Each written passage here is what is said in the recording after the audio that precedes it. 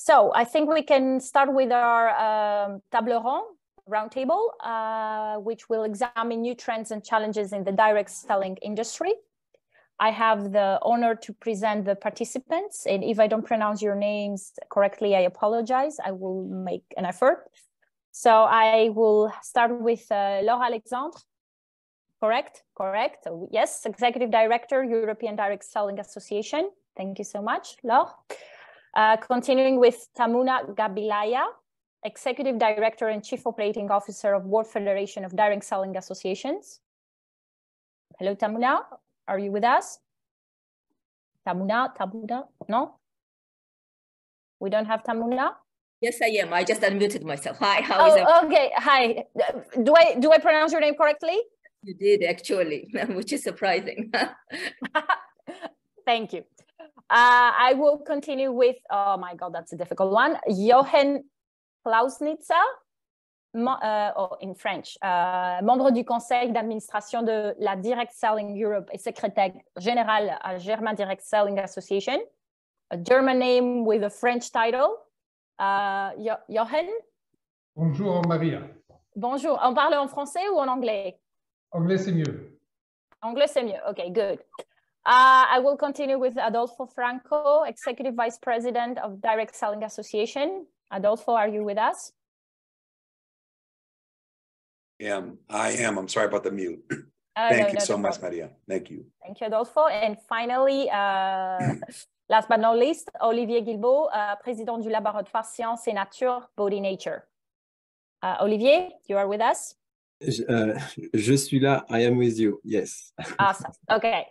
I will start this. I would keep it as a discussion, right? So feel free to interrupt. Feel free to share your ideas. I will start with all the participants, and I will ask you again to talk a little bit about yourself. I mean, of course, I made the introductions, but you can tell us a little bit more about your role, about your company, and the exact or the association you're representing, and your exact responsibilities. I can start from Laure. With pleasure. Good afternoon, everyone. Bonjour. So my name is Laure Alexandre. I'm the Executive Director of SELDIA, as it was mentioned.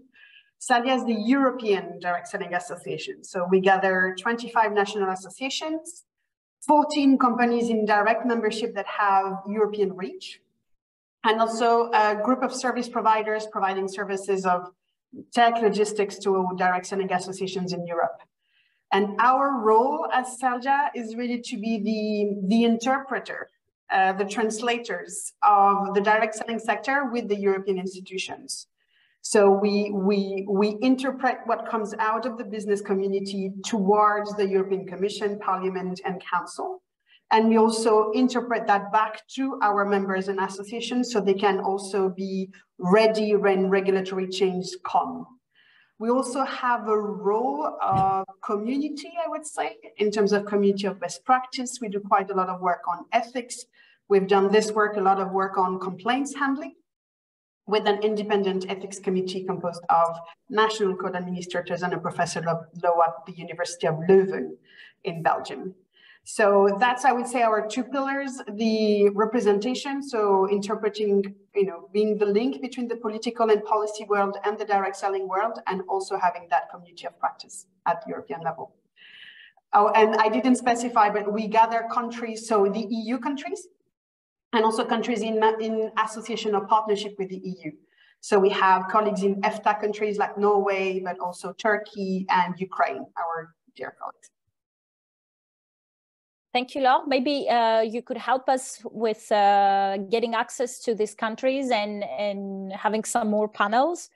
As I said, it's very difficult for us to find colleagues, but and practitioners specifically. With pleasure. I listened to the panel before, but we have good contacts in colleagues in Central and Eastern Europe, and also, as I said, now in Norway and, awesome. And Turkey and Ukraine. So with pleasure. Awesome. That's great. Thank you, Laure. Tamuna, can we? Yes. So World Federation was established in 1978. As a matter of fact, we are celebrating our 45th anniversary this year. So it's a global organization, an umbrella of all direct selling associations around the world, in different countries. And there's one association from each country. Currently, we have 61 in Asia Pacific, in Europe, in Latin America, and North America. So the main objective of WFDSA is to promote direct selling and in front of different external stakeholders, government officials, consumer leaders, academics. We work a lot with them all around the world to raise the highest standards on ethics, to work with regulators on favorable direct selling regulations, and to act as an information sharing body, bringing all our direct selling associations together. And we do different events all around the world at regional, local, and global level. And actually, I want to invite you all. In October, we're having our World Congress in Dubai. It's a premier event, which we hold once every 3 years. And unfortunately, during COVID, we were supposed to have our event in Thailand in 2020, but we did it online, but now we are meeting in person. So that's briefly what WFDSA does. Thank you, Tamuna. I thought we are done with online conferences. I thought I would be in Strasbourg today. I'm still in Montreal. So thank you so much for the invitation. I hope we can make it to Dubai. It will be great. Okay, Jochen.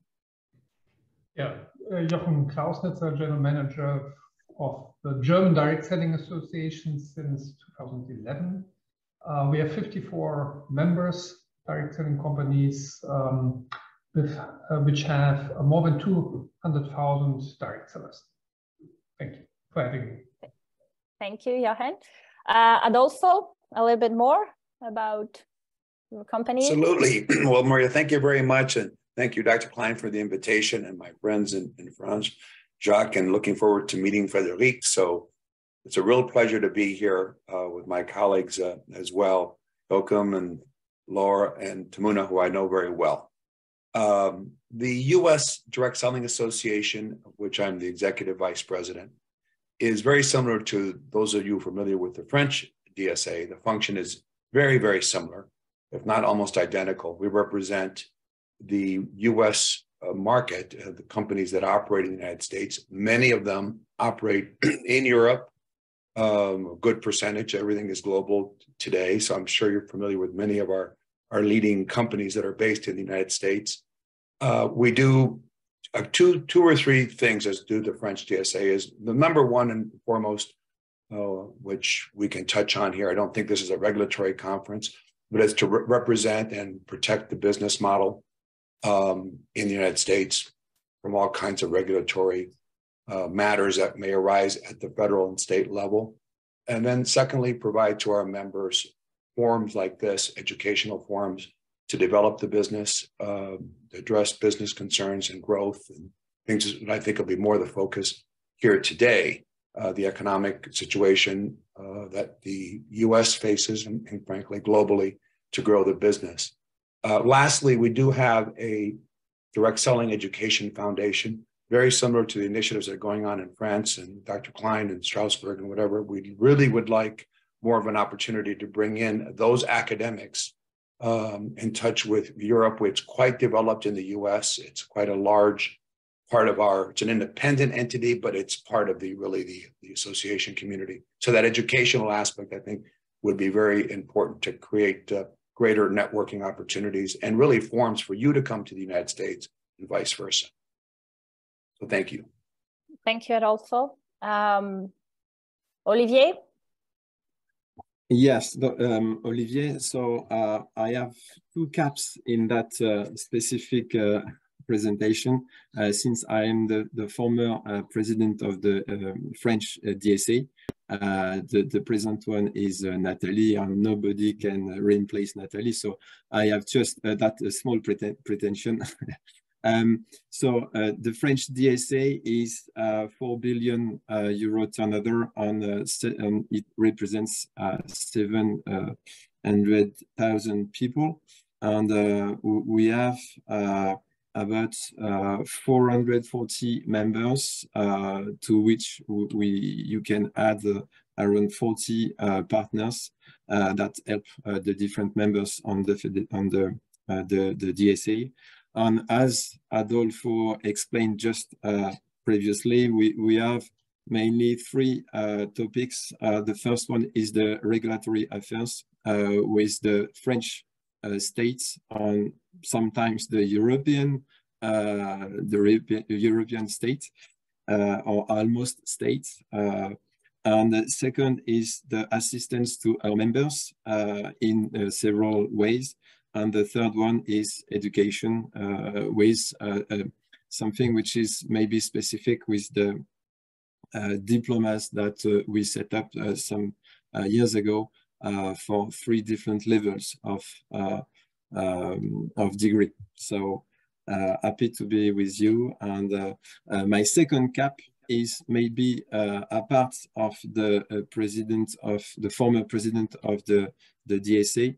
I am the general manager of Body Nature, as you mentioned, Maria, which is an old French company set up in 1972, which is very much involved in the corporate social responsibility, or RSE in French, which is very strong in our company with our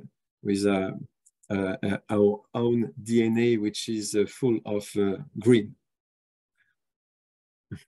Thank you, Olivier. I will start now the discussion and by admitting a couple of things. Well, I don't know if you already know it, but the research in personal selling and sales management is mostly led by our American colleagues. American universities produce most of the research in Salesforce management, maybe in other fields as well, but let's talk about this today. And often things that happen in the US or in North America, they're not exactly applicable in the rest of the world. For instance, compensation, like a biggest chapter. Adolfo, who is responsible for the States, he said that they are trying to protect and develop the business model. And I will start from this macro environment, this macro level. And I would ask each one of you to talk a little bit about the markets that you are operating, who are the customers, who are the companies, and if you see any opportunities or any challenges for that matter, for the macro level and environment. Whoever wants to start the conversation, please feel free. Well, if I may, I don't want to really start, but since you mentioned the U.S. and the macro, we have, you're absolutely right. First of all, we have 250 fellows, academics, we call them academics, that are actually affiliated with our Direct Selling Education Foundation throughout the United States, representing some of the most prestigious universities in the U.S. So that much of that research is conducted through these fellows that are tied to our organization. The first thing I would say in terms of the macro, you're right, I don't think the United States necessarily is necessarily the model, but it is the largest market, direct selling market in the world. And many of the policies and direction and frankly, the health of companies in the United States have to impact the European market because of the size of the companies that are based in the United States. We have conducted actually extensive research recently because there's in the stock market, they always tell you, well, these are unusual times. I've never heard usual times in the stock market. Everything is always changing, but there is something that is happening. And I'll talk just, if I can, for just a few minutes on some statistics that I should think are of great concern, and then some opportunities in very general terms. First of all, we all experienced the COVID phenomena, which generally was a shock, and then produced for direct selling in the United States record sales and recruitment for all the reasons that I think we know. People were at home, there were opportunities and so forth. And now we're in this roller coaster going down significantly. at least in the United States. And this began really the second quarter of 21, where we saw significant declines that have continued. And I have the statistics, I can share them with you, significant declines in both recruitment and sales. And that continues that downward trend. Now, here's the peculiarity of US market, which may or not be applicable in Europe. Unemployment in the United States remains at historic lows. So therefore, traditionally, in our business model, traditionally, even though people make a living and they make a lot of money, that's the minority. Most people are doing this for supplemental income or an entrepreneurial experience. So with high employment, there is less of a market of people seeking these supplemental incomes. And we have another phenomena that I think is applicable in Europe. And this statistics I will show you. Today in the United States, in the last 2 years, the growth in the last 3 years, the growth of the gig economy, the Uber drivers, the people that do this type of thing has grown by 57%, which means the space of those individuals that are looking for supplemental and other income, that 10 or 15 years ago, direct selling was sometimes not the only, but certainly the chief opportunity, has now been a competitive factor for our market. A growth in independent work, but a growth in an area where people are doing a couple of things that are different than ours. Most gig opportunities, people are paid quickly. You mentioned compensation. Most people are paid very quickly. They use applications. It's very easy to get into the business. There are no general contracts or that type of thing. It's very easy to do different things at the same time and not develop an expertise. And ultimately, the reward for building a business in direct selling takes time. And with the, what did they call them, Gen Z and Gen X and all these generations, the expectation of reward is immediate. And that is becoming, in the United States, a difficult thing. I'm throwing a lot out here. We can go into more detail, so I don't want to monopolize the time. But that's sort of our concern, generally speaking, is a downward trend that we see in the United States. That's partly because of a good economic, but there is more going on in our business. There is an evolutionary stage in direct selling today. Thank you, Adolfo. For better or worse, you lack of taxi drivers unions in the United States. So that's why you have so many Uber drivers. But it's not me to judge it. Yes, Laure, I think you wanted to.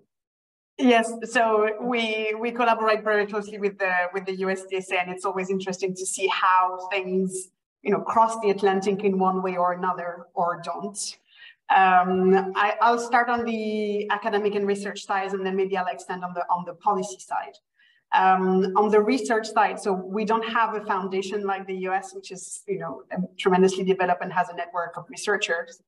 But at our level, modest level of association, we are conducting this year a socioeconomic study with Ipsos in 12 EU countries, which will give us a picture of direct selling and direct sellers now, both in terms of who they are, demographic data, but also what is their practice now, and what are their expectations, and what do they gain from direct selling beyond the monetary compensation. So the survey is currently ongoing. We're partnering with Direct Selling Europe to do that in 12 EU countries, and the results will be available in June. We conducted a similar study in 2018, so before COVID. And we've worked together with Ipsos to make sure that we will have some level of comparability with the study with what was made in 2018, to be able to assess the impact of the digitalization and other factors on direct sellers' practice very concretely. So that's on the research side, just to say there's more coming. We have this big study which we published in June. On the regulatory side, I think clearly, the focus and the speed of regulation in Europe is different than the US. The European Commission is coming to the end of its mandate. There's a lot of regulation currently coming out on the digital and green transition, which are the key focus of the EU for now. All businesses will be impacted, including direct selling. There's quite a lot of things coming on the consumer side, quite a lot of things coming on what Adolfo mentioned, future of work, platform work, flexible forms of work. You have Europe has a different approach than the US because we have a social security system and models of CDD and CDI and things like that. So it's, the tone of the conversation is quite different, but the challenges are common. But what I wanted to log and maybe link into one of the themes of the platform is everything that's coming towards the green transition. So the EU has the ambition to reduce carbon emissions by 55% by 2030, which is tomorrow, and to be a carbon neutral economy by 2050, to decouple the economy from resource use. And that is taking the form of a systemic change on top of what we've seen with COVID and then the war in Ukraine and all the hits into the economy. But I would say the speed of transition or the willingness of transition hasn't slowed down. And I would say on the contrary, because we're coming to the end of the EU mandate, that transition is accelerating. And the more companies, businesses, not just in direct selling, but throughout the spectrum, integrate that in their thinking now to be ready for that transition, the more resilient we will be. We've heard a lot about resilience after COVID, but I think with the preparation of the green transition, companies will have to be able to show resilience too. Thank you, Laure. Yeah, so from the global perspective, it's interesting to see because every year WFDSA we conduct our statistical data with independent third-party Nathan Associates. The way we do it, we survey our national direct selling associations, and we release the data every June. So if I talk about the last year's data, we saw that industry actually continued healthy growth at 3.3% and constituted $186.1 billion, which was, very interesting to see. In WFDSA, we divide everything according to regions. So we have 4 regions, and we saw that out of 4 regions, which is Asia Pacific, Europe, Latin America, and North America, we saw that 3 regions actually experienced growth, which was very interesting to see. The other factor, I think that we see here 2 largest markets in the world, represented by Germany, which is 3rd largest market, and France, which is actually 9th largest market in the world. And in WFDSA, and unfortunately I don't have a slide that I could have shown you, we have about 24 what we call billion-dollar markets, where direct selling exceeds 1 billion, 5, 10, 3, so on. So we saw that out of these 24 markets, actually, most of them except 8, experience growth. However, statistical data for this year, it will be interesting to see. We're going to release it in June. And as Adolfo mentioned, there are a lot of challenges, when COVID started, after initial shock, there were, a lot of things like prolonged lockdowns, supply chain disruptions. But because of the flexibility and entrepreneurial nature of direct selling, companies and independent distributors, they adopted new technologies, which actually allowed them to, reach customers in new ways and then grow their businesses. It will be interesting to see the statistical data for this year, what's going to happen, and it will be released in June. Yeah. Thank you, Tamuna. Speaking of Germany, and this is apparently Jochen could answer it. In management, often in classes, we say that the efficient business model of Germany derived from small, middle-sized companies after the big war. I wonder what is the trend? What are the tendencies after the big crisis? Speaking of the macro environment. Yeah, thank you, Marie. It's pretty similar to what my colleagues and Adolfo said. We were quite successful, our members were quite successful in 2020 and 21, with 14, respectively 12% growth rates. 2022 2022 was more challenging. We just received the data from all our members, so we had a growth rate which was as low as 1.5%. And we see different reasons for that. One is, of course, the high inflation rates. People think twice if they want to purchase something which is not absolutely necessary. We have a demographic change, which is even more than severe in Germany than in France. We have 1.5 births per woman in Germany currently.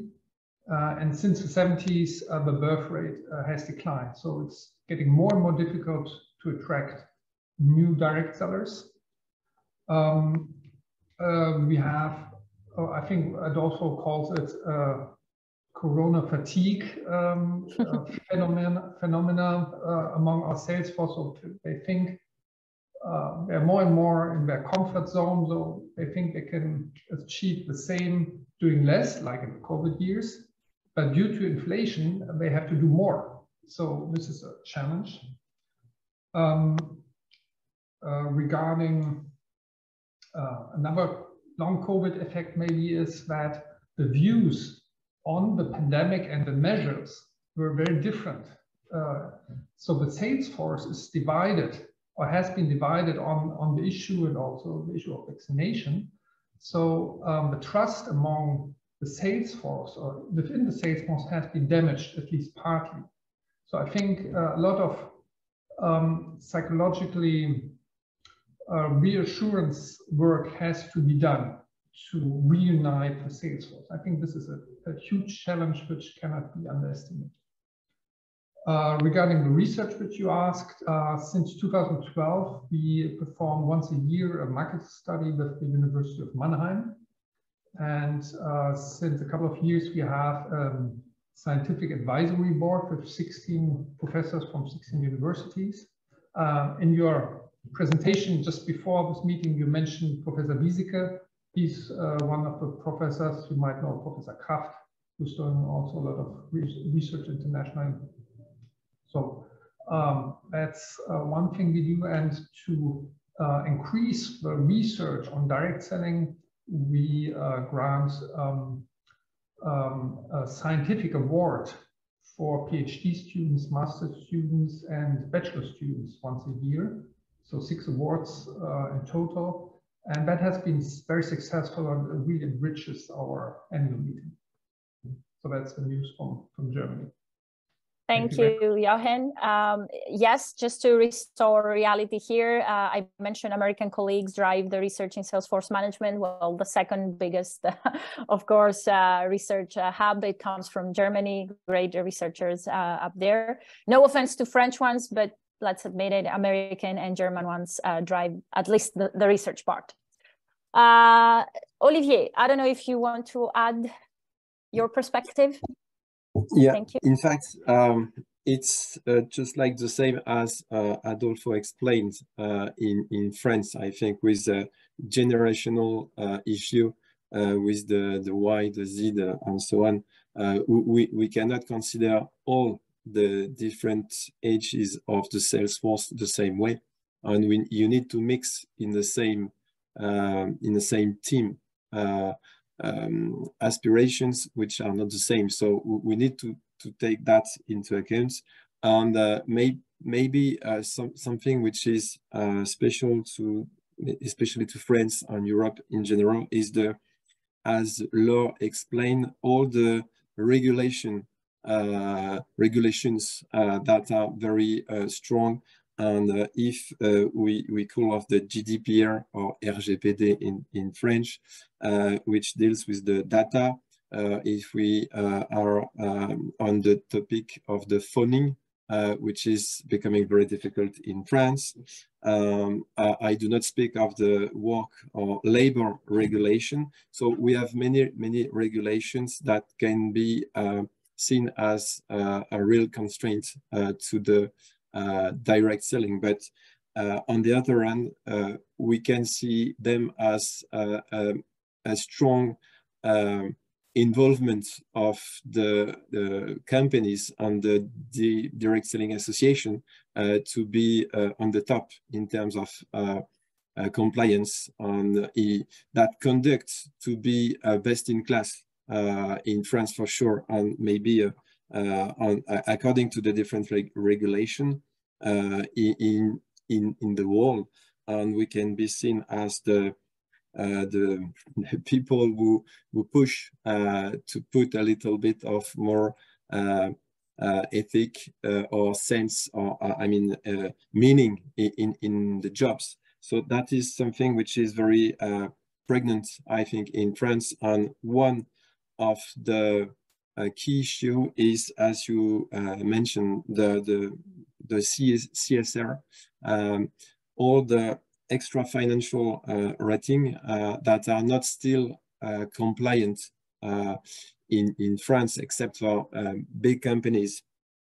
But we see coming soon specific rating according not to the financial issue, but to the non-financial issues, such as carbon footprint, such as social issues. I think this is something very important that we will face very soon, and it will be something to deal, including with small companies that see that as something which is not a key point to the moment, but it will come very soon. And that is something that Direct Selling Association could take as a real value added creation, because if we take the history, so there is, if we just take the carbon footprint, it was seen maybe 20 years ago as something which was latent. Very few people were considering the carbon footprint or biodiversity or things like that. But from latent, it became emerging, and from emerging, it's becoming mature, and that will be regulatory. So we have a movement on, if we are on the good timing, we can consider, according to the topic, I'm talking of the carbon footprint, but it can be a social issue or issues regarding the products, as something that the companies can take as a real opportunity to make the difference on their market. So it's not only direct selling, but as we are in the human relationship, the real one, I think this is something that could be pushed in all our company, and that's one of the topic I think in terms of challenge will be very important in the coming years. Thank you, Olivier. Many interesting points here, and I will definitely touch, I'll try to touch all of them. You mentioned, of course, challenges and opportunities. The environment is changing at the post-COVID era, and some of you mentioned demographic change, corona fatigue, and it's getting difficult to attract new direct sellers. And I would like to discuss now how actually sales organizations can recruit salespeople, and let me start from this big difference. Adolfo already mentioned it, that they are in a downward trend in the United States, and which is kind of paradoxical, because there is a very also big educational difference between Europe, at least that I'm aware of, and United States, or even Canada. In US, there are plenty of schools, plenty of universities with established sales institutes, producing, educating, training students to become sellers. That's not necessarily the case in Europe. Very few European universities have established sales institutes, meaning that they prepare the students to get a selling position, direct or indirect or whatever. Well, in this particular case, we talk about direct. So this is one big difference. And then the trend is a downward trend in the United States, but it's accelerating in Europe. So given this reality, how sales organizations can recruit salespeople, where they can find them, how they can recruit them, how they can find this perles rares, as we said in French, right? The unique talent. And once they find them, what do they do with them? How do they train them? What are the new tendencies in training, etc.? Anybody who wants to? Olivier, I see you nodding. Yeah, just maybe to initiate the question. Sure. One of the things which is very important is the employer brand. The same as we have product brand on. Everybody knows Tupperware as the leading company because it refers to the brand of the company, but also the product.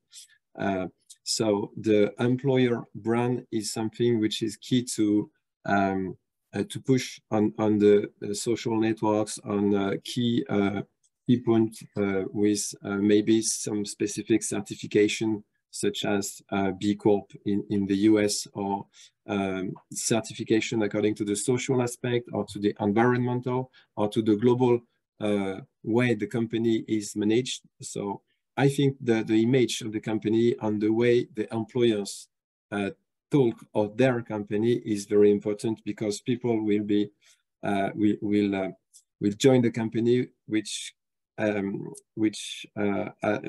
is something that can have a meaning for them, and that meaning is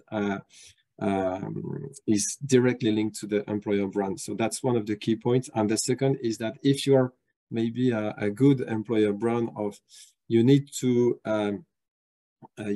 cultivate by training, by academics, by a career that you can offer to these salespeople. So considering the human forces, the sales force, as an investment in which you have a sort of maintenance, you need to depreciate just like an investment. So if you do not train your sales force, you will have an investment that will decline.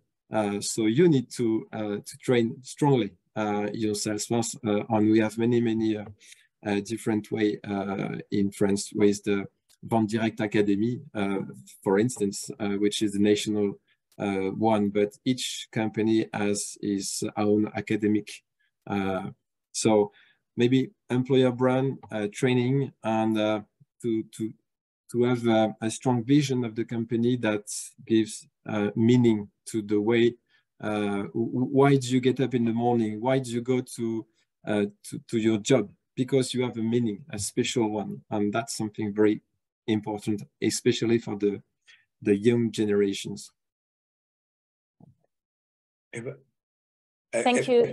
Yes, Adolfo, go ahead. Yeah, because that was actually, Olivier had the right answer, so I can't add a lot to it. But I had to say, Maria, you posed the right question, but there's not a right answer.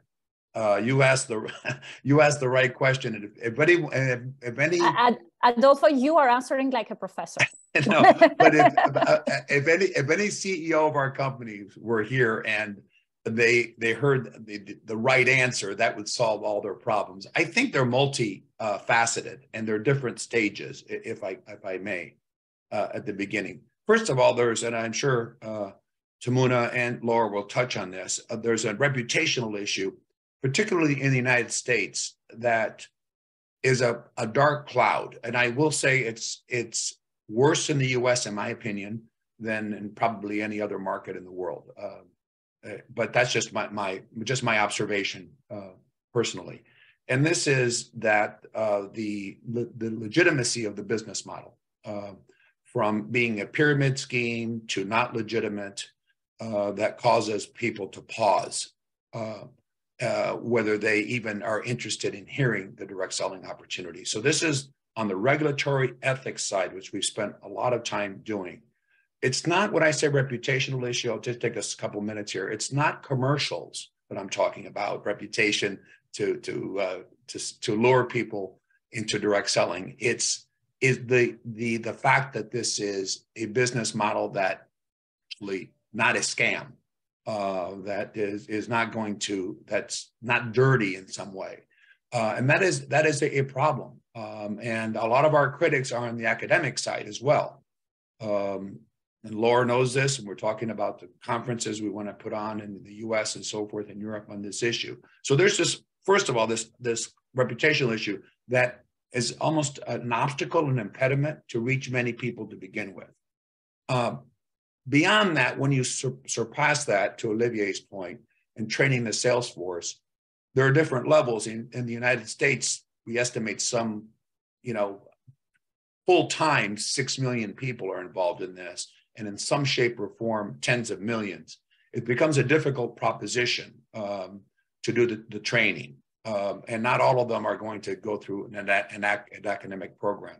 We have launched, I know that you're much further along in Europe, we have launched a certification program for direct sellers in the United States with professors, a couple of professors from Rollins College that are our fellows, and they're going to do this company by company through a certification program that talks about all aspects of the selling model and the ethics part of it. So this training with a certification has a lot of appeal in my conversations. In fact, I have one my time this afternoon with one of our CEOs, very interested, the direct sellers that are engaged in certainly the full-time ones, but the ones that work significantly are quite interested in getting this certification, and it will lead to that legitimacy.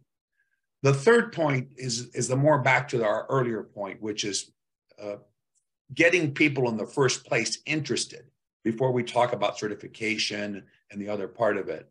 And the challenge on that is we did a leave, what we call leave, stay study, people who leave and those who stay. And we found that the attraction to direct selling, which we need to emphasize more, frankly, is not necessarily income. And that should be a key for us in this, because this is how it distinguishes us from the gig economy.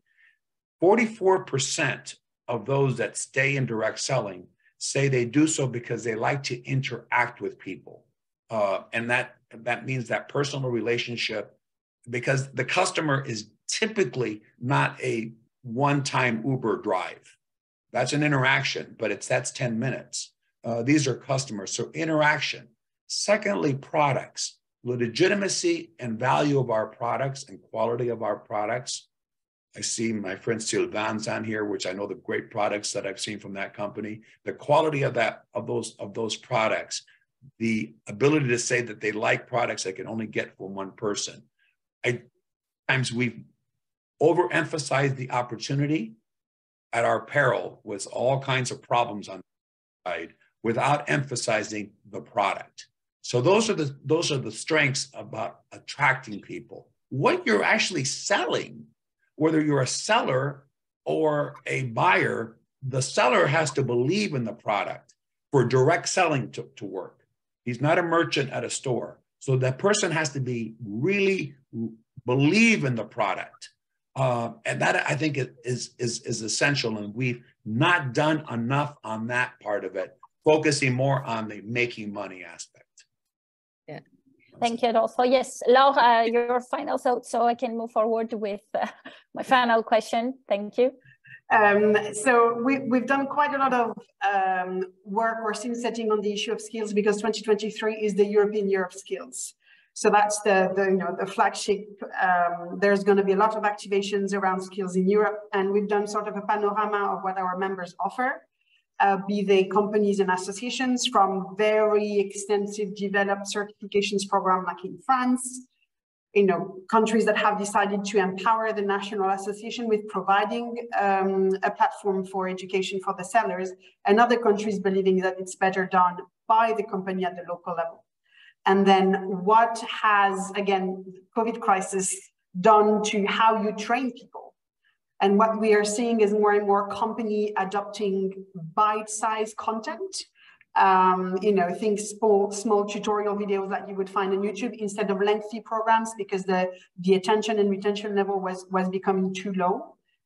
Small bite-sized content, very much to the point, giving practical tools and methods for people to have a direct impact on their practice, be it on marketing, how to present, regulation, ethics, how to present the products, knowledge gain, but on the more, I would say, YouTube type size thing, and not necessarily waiting for people to search for the content, but also proposing the content.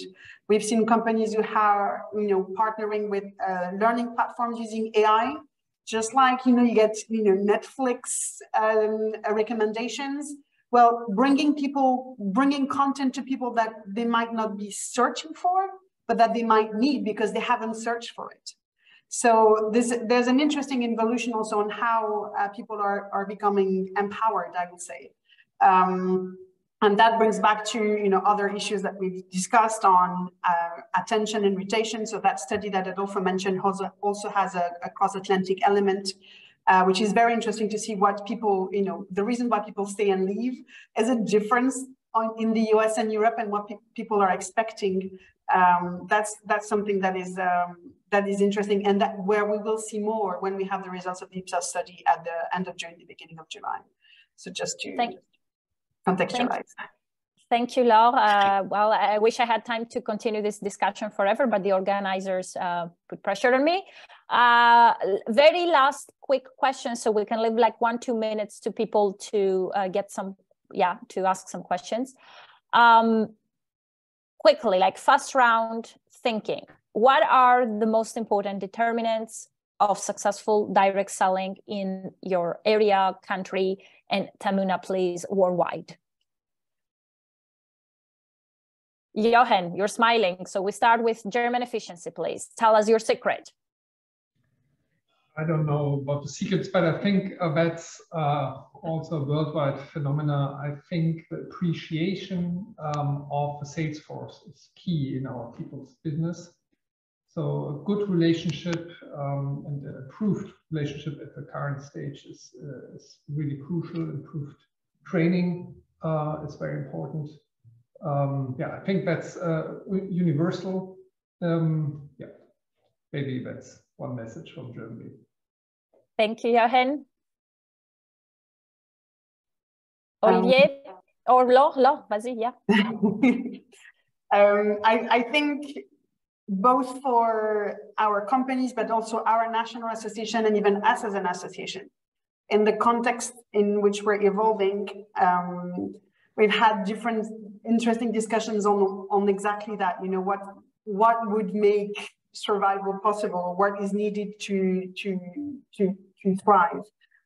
And what came out of the discussions for all our members is you need to have a strong core, so to know who you are and have your strong products, as it was mentioned, but also a strong ethos and know who you are, but be agile. So that shouldn't stop you from, and it might sound counterintuitive, from having agility and from testing and trying things, because the world is moving at a pace where you cannot think too much before you do. You have to do, assess, adjust, and keep what works and what doesn't. But if you have that strong core, if you're not losing who you are in that agility, then you can move forward. And where I know everybody knows in a succession of crises, as I said, it might not be the end of it, hopefully it is. But with the financial crisis, when we are upping at the economic context, those two things are still very relevant for companies and associations alike. Thank you, Laure. Yeah, I would say, our current chairman is the CEO of Shockley Corporation, Roger Burnett. And when he took chairmanship, he said there are 3 key things. And he was the chairman, and he's during the COVID, so there were challenging times. He said 3 things. His motto is to reimagine what direct selling is, because, you have to be quick and you have to adapt in today's digital age, and what we do to reach even more people than before, to reinvent who direct seller is and how we compensate them, again, to attract even more people and to redefine the image of direct selling industry. But when Adolfo was talking, he said that we concentrate too much on the opportunity, but in reality, because our companies have most amazing, high quality products, it is a product-driven opportunity. And what I have found when I go around the world and I speak in a lot of events and talk with a lot of people, even, I like to engage with Uber drivers, or anyone when I travel, and I found out that there is a disassociation. And when Olivier mentioned between the brand that it's actually a direct selling company, they don't associate it. They think it's like, oh, I love this brand and I love this product, but they have very little knowledge that the company actually is a direct selling company. So I think the awareness is most important thing, you know, who we are, what we do. And if we talk, you know, we need to concentrate really as well to involving Gen Z and Gen Y. I have two at home. They're amazing. They're digital natives, you know, they're this entrepreneurial nature, but you have to present yourself in this hip way that, you know, you want to be the direct seller. You want to, you know, belong and sell the products that you like. Because, for example, my daughter, she puts something on TikTok promoting and she gets more likes in about an hour than some CEOs do, you know.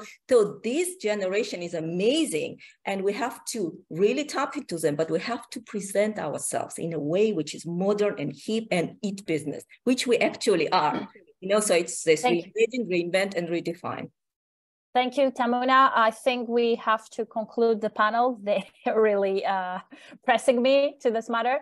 I would like to thank you all for these wonderful insights. There have been some questions from the audience. I would definitely invite the audience to contact the panelists directly. I hope I have your permission so you can get some nice answers. Thank you. Thank you so much.